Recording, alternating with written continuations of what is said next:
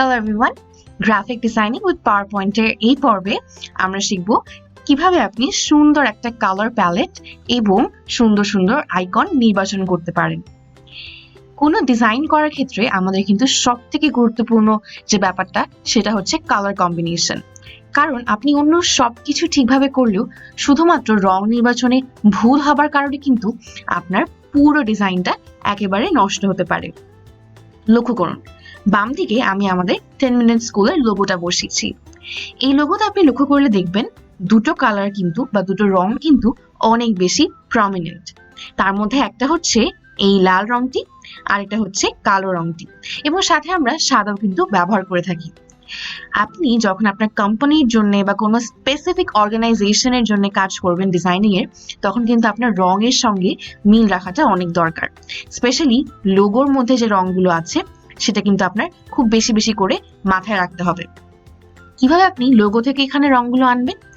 ধরা যাক আমি একটা শেপ নিলাম, আমি শেপসের যে কোনো একটা শেপ, হয়তো আমি একটা সার্কেল নিলাম। এই সার্কেলটি আমি কিভাবে লাল করতে পারি? আমি শেপ ফিলে ক্লিক করব এবং লক্ষ্য করুন একটা অপশন কিন্তু রয়েছে আই ড্রপার বলে। এখানে ক্লিক করার পর আমি যখন লাল রংটির উপর ধরে আরেকবার প্রেস করব, তখন কিন্তু আমি ঠিক এই রংটি আমার এই শেপের মধ্যে নিয়ে আসতে পারছি। একই ক্ষেত্র হবে আমাদের টেক্সটের ক্ষেত্রেও। যখন আমরা টেক্সট আনবো তখন আমরা ঠিক একই উপায় আই ড্রপার দিয়ে কিন্তু টেক্সটেও এই রংটা আনতে পারি। আমাদের জন্য রং নির্বাচনটা কিন্তু অনেক বেশি গুরুত্বপূর্ণ। এরপরে আপনি যখন আমার হাতে ডান দিকে লক্ষ্য করছেন, বিভিন্ন ধরনের কার্টুন বা ইলাস্ট্রেটেড কিছু আপনি ছবি দেখতে পাচ্ছেন। এগুলোকে বলা হয়ে থাকে আইকনস। কোনো ডিজাইনকে ভিজুয়ালাইজ করতে বা ছবির মাধ্যমে আরো ভালো করে বোঝাতে আমরা কিন্তু এরকম আইকন অহরহ ব্যবহার করব।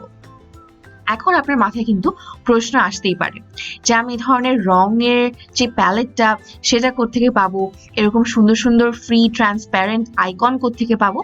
চলুন আপনাদের দেখানো যাক দুটো অ্যামেজিং রিসোর্স। আমরা গুগলে যাওয়ার পরে যখন সার্চ করবো অ্যাডোবি কালার লিখে, তখন আমাদের সামনে কিন্তু ভীষণ একটা অ্যামেজিং রিসোর্স চলে আসবে, যেখানে আপনি আপনার পছন্দ মতো রং নির্বাচন করতে পারবেন। একটা কালার প্যালেট আপনি পেয়ে যাবেন উইথ কালার কোডিংস অ্যাজ ওয়েল, তাই না? এরপরে আপনার আরেকটা প্রশ্ন আসতে পারে যে রং তো দেখলাম, কালার প্যালেট তো শিখলাম, এবারে আমি কিভাবে আইকনগুলো নির্বাচন করব? আইকন নির্বাচনের জন্য আরেকটা অসাধারণ ওয়েবসাইট হচ্ছে flaticon.com, যেখানে আপনি অসাধারণ সব ট্রান্সপারেন্ট আইকন কিন্তু একদম ফ্রিতে পাবেন। এছাড়াও আরো অনেকগুলো কিন্তু রিসোর্সেস এর নাম আপনি জানতে পারবেন গ্রাফিক ডিজাইনিং এর বইটি থেকে।